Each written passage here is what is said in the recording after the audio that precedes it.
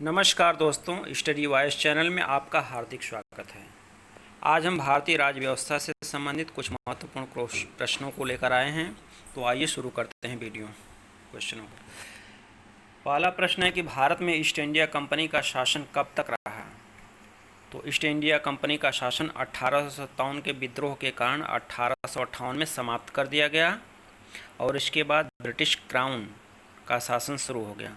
जैसा कि विदित है कि भारत में शासन करने वाली ईस्ट इंडिया कंपनी की स्थापना 1600 ईस्वी में की गई थी। नेक्स्ट क्वेश्चन है कि भारत शासन अधिनियम 1935 के प्रमुख प्रावधान कौन कौन से थे? ये बहुत ही महत्वपूर्ण प्रावधान थे 1935 के, जिसको जान लेना जरूरी है। तो ये प्रावधान इस प्रकार हैं। पहला है अखिल भारतीय संघ की स्थापना का प्रावधान। दूसरा है केंद्र में द्वैत शासन की व्यवस्था। तीसरा है प्रांतों में स्वायत्त शासन। चौथा है संघीय न्यायालय की स्थापना का प्रावधान।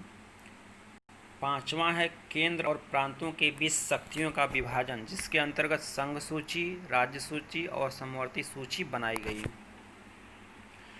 नेक्स्ट है कि अदन तथा बर्मा को ब्रिटिश भारत से अलग कर दिया गया। अगला है एक केंद्रीय बैंक की स्थापना की जाएगी, जिसका नाम आरबीआई यानी रिजर्व बैंक ऑफ इंडिया पड़ा। नेक्स्ट क्वेश्चन है भारत की संविधान सभा का संवैधानिक सलाहकार किसे नियुक्त किया गया था? तो ये नियुक्त किया गया था वीएन राव को। अगला प्रश्न है कि संविधान सभा ने उद्देश्य प्रस्ताव कब पारित किया? तो इसको पारित किया गया था संविधान सभा द्वारा 22 जनवरी 1947 को।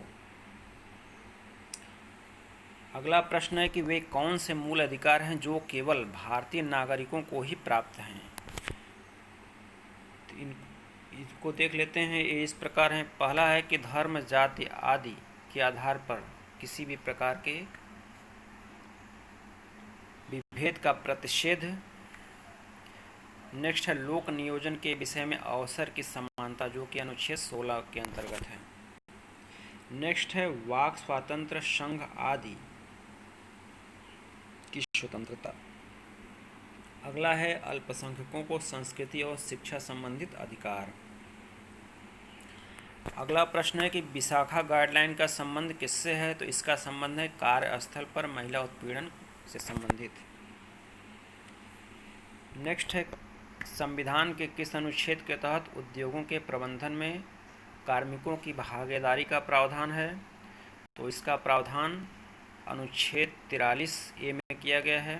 जैसा कि आप लोगों को मालूम है कि अनुच्छेद 43A संविधान के भाग 4 के अंतर्गत नीति निर्देशक तत्वों के अंतर्गत आता है।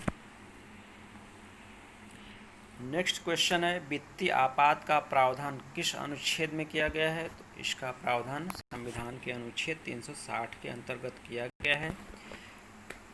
अभी तक भारत में एक भी बार वित्तीय आपातकाल लागू नहीं किया गया है।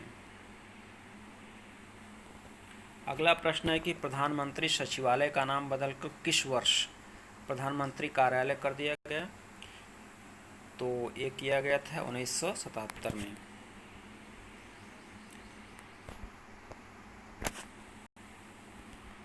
अगला प्रश्न है कि जिन प्रश्नों का उत्तर संसद में केवल मौखिक रूप से दिया जाता है उन्हें कैसे प्रश्न कहा जाता है? तो उन्हें तारांकित प्रश्न कहा जाता है। तारांकित प्रश्न के अंतर्गत पूरक प्रश्न भी पूछा जा सकता है।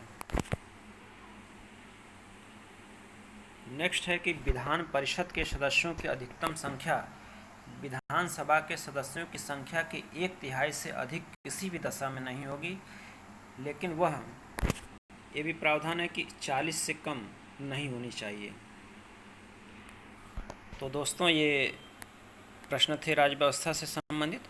अगर आपको ये प्रश्न अच्छे लगे हों तो वीडियो को लाइक करिए, शेयर करिए तथा चैनल को अभी तक सब्सक्राइब न किए हों तो सब्सक्राइब कर लीजिए। वीडियो देखने के लिए आप लोगों का बहुत बहुत शुक्रिया।